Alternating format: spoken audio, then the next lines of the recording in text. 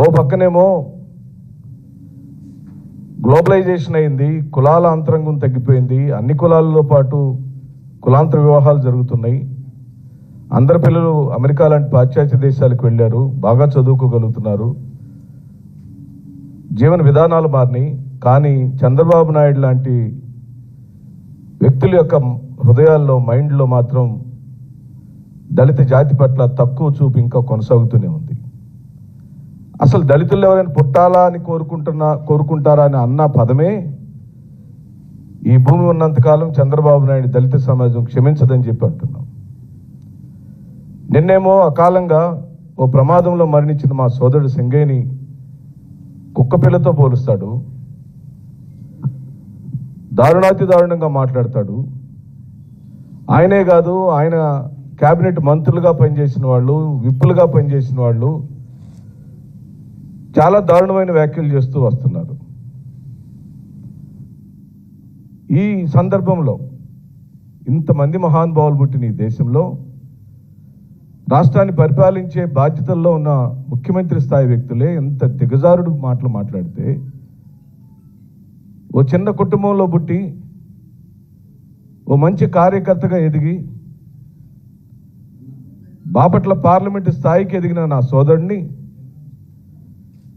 తాను వచ్చిన ఈ 12 నెలల కాలంలో 6 నెలల పాటు జైల్లో పెట్టారంటే మిమ్మల్ని ఏం చేయాలి? ఈ అవమానాన్ని మేము ఎలా దిగమింగుకోవాలి? ఏమి చేస్తే నీకు తగిన శిక్ష జరుగుతుందో ఊరు వాడా చాటుతాం.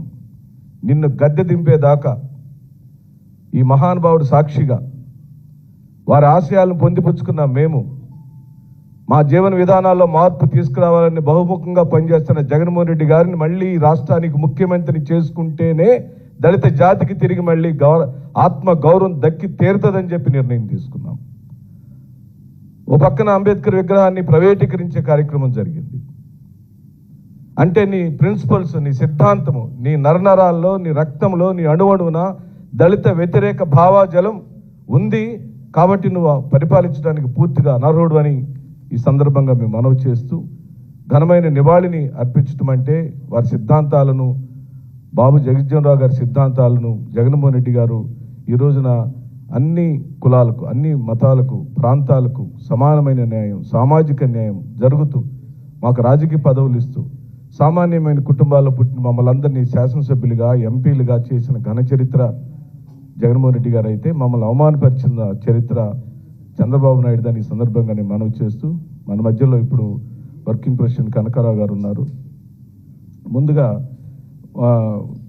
వారికి నివాళులు అర్పిస్తూ పూలమాలంకరణ చేయవలసిందిగా మాజీ మంత్రివర్యులు నాగార్జునను, మాజీ ఎంపీ సురేష్ గారిని, వారికి సహకరించవలసిందిగా కార్యాలయ ఇన్ఛార్జి ఎమ్మెల్సీ గారు లేళ్ల అప్పిరెడ్డి గారిని, తాడేపల్లి అసెంబ్లీ ఇన్ఛార్జి అన్న వేమారెడ్డి గారిని ఇద్దరిని కూడా సహకరించవలసిందిగా కోరుచున్నాం.